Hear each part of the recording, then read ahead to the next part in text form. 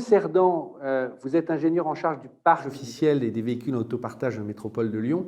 Ça représente 1450 véhicules, je crois que c'est vous qui avez le plus gros parc dans cette assemblée. Et en préparant l'interview, très nettement, vous m'avez dit, mais nous, on teste tout en fonction des usages et des besoins. Je veux dire, vous êtes un mini laboratoire de la mobilité. Est-ce que vous pouvez nous en dire un peu plus sur la métropole de Lyon ? Oui, c'est un peu ça. En fait. Nous, on a 1425 véhicules, que du véhicule léger, inférieur à 3 tonnes 5. Sur ces 1425, on a toujours été un peu motivé sur le GPL. Ça a été une technologie qu'on a beaucoup adoptée, qu'on maintient encore. Nos bénéficiaires savent l'utiliser, nos mécaniciens savent les entretenir. Donc, c'est une technologie qu'on conserve. En 2010, on a commencé l'électricité avec les premières Zoé, les premières C0. On maintient. Aujourd'hui, on en est à peu près à 160 véhicules électriques, du Kangoo, du Berlingo. On va faire l'acquisition du premier Kangoo Z2. Là, on attend pour l'année prochaine. Donc, on reste aussi bien sur cette technologie. Moi, il y a 2 ans, j'avais aussi envie de me lancer un peu sur le GNV, puisque le GNV, je trouvais qu'il y avait une logique parce que la métropole de Lyon avait commencé à faire un peu de méthanisation et remettre du GNV dans le réseau. Et je trouvais que c'était logique pour nous aussi d'utiliser cette technologie. Donc, on a 50 véhicules au GNV.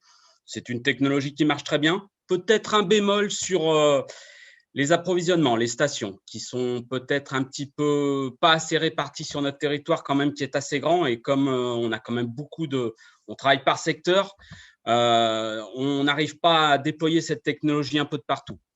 On fait aussi un peu d'hybride. On a une vingtaine d'hybrides. Alors en fait, l'hybride, on s'interroge un peu sur cette technologie puisque c'est une technologie moteur thermique, moteur véhicule électrique. Donc, voilà. Aujourd'hui, on se pose quand même la question parce qu'on a quand même un parc sur nos 1425 véhicules qui roule peu, puisqu'on a aussi implanté un pool en autopartage de 265 véhicules. Sur ces véhicules, ils roulent à peu près, pour vous donner un ordre d'idée, c'est 5000 km par an. Donc là, on est vraiment dans la même logique que Alès. C'est du véhicule électrique, ça convient tout à fait. C'est en plus de l'autopartage, on est plutôt sur des citadines, c'est des gens qui les utilisent pour de la réunion. Donc vraiment, là, on essaye de se lancer vraiment sur l'électrique, sur cette gamme-là. Mais effectivement, aujourd'hui, le catalogue est un peu restreint. On sait que les utilitaires, voilà, on pêche un peu sur cette gamme de véhicules et voilà. On aurait un objectif, nous, d'être plutôt autour des 35% en véhicules purement électriques ou hydrogène. Bon là, pareil, on va attendre un petit peu que l'hydrogène se développe puisqu'il n'y a qu'une seule station sur notre territoire, 59 communes. Donc, pareil, là, ça va compliquer un peu le système pour nos équipes. Il ne faut pas quand même qu'elles traversent tout le territoire pour se réapprovisionner, puisque là, ce sera un non-sens en termes écologiques. Alors, voilà. Juste une précision, vous parliez du GNV que vous avez mis en tête. Quels sont les constructeurs ou quels constructeurs aujourd'hui qui proposent des véhicules au gaz, au GNV, notamment dans les VU? C'est quelle flotte que vous avez? Comme on utilise énormément le prestataire UGAP, c'est une centrale d'achat. Donc, on a utilisé les caddies en Volkswagen pour tout ce qui est petit utilitaire.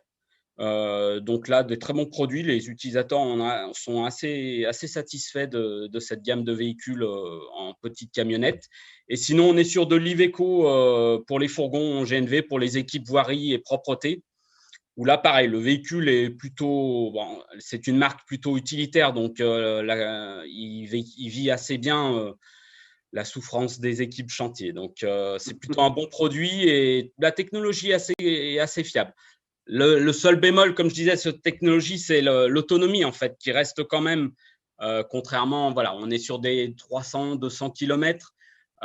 Donc, il faut quand même avoir un point d'approvisionnement quand même pas trop éloigné.